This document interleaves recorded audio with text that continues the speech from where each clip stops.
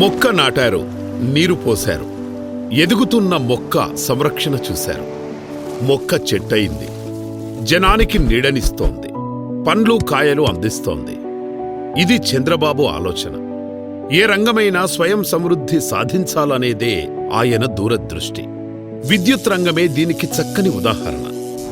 1995లో సీఎంగా చంద్రబాబు ఆరంభించిన విద్యుత్ సంస్కరణలు 2004 నాటికి విజయం సాధించాయి. తెలుగుదేశం పార్టీ మాత్రం అపజయం పాలైంది.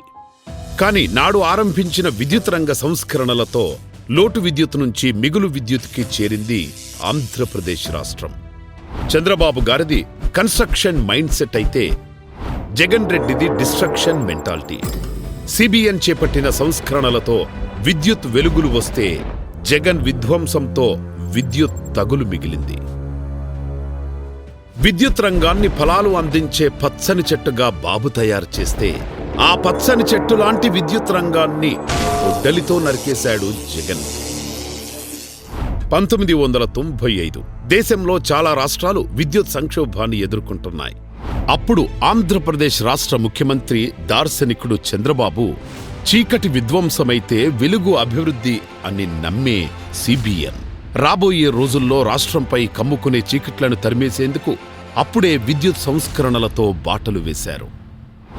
విద్యుత్ ఉత్పత్తి తగ్గిపోయింది, వినియోగం పెరిగిపోయింది. దేశంలో చాలా రాష్ట్రాలు విద్యుత్ రంగ సంక్షోభంలో కూరుకుపోయాయి. అన్ని రాష్ట్రాల్లోనూ విద్యుత్ కోతలు అమలై ఇతర రంగాలను దారుణంగా దెబ్బతీశాయి. ఇటువంటి విద్యుత్ సంక్షోభ కాలంలో చంద్రబాబు రూపంలో ఆంధ్రప్రదేశ్ రాష్ట్రానికి ఓ వరం లభించింది.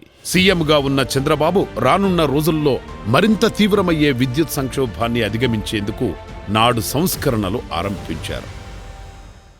1995, 2004 మధ్య 2014-19 కాలంలో టీడీపీ ప్రభుత్వం చేపట్టిన చర్యలతో విద్యుత్ రంగం సంక్షోభం నుంచి గట్టెక్కి సంక్షేమం దిశగా పయనించింది. 1995లో విద్యుత్ రంగాన్ని అధ్యయనం చేయడానికి హేతన్ భయ్యా కమ్యూనిటీని నియమించారు నాటి సీఎం చంద్రబాబు. ఈ కమిటీ సూచనలు, మార్గదర్శకాల ప్రకారం ఏపీలో అనేక విద్యుత్ సంస్కరణలు తెచ్చారు. విద్యుత్ ఉత్పత్తి, సరఫరా, పంపిణీ విభాగాలుగా పవర్ సెక్టార్ను వేరుచేశారు.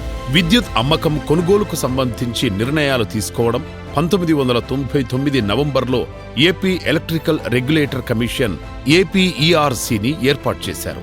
1998